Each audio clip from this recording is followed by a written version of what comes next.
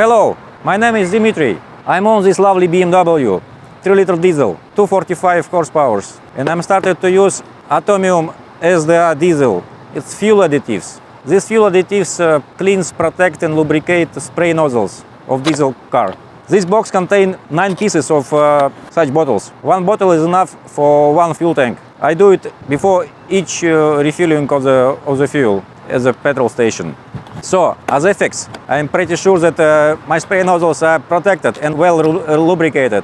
And in case of pure quality of the diesel fuel, I'm also secure by this product. And this box contains 9 bottles, and in fact it's enough for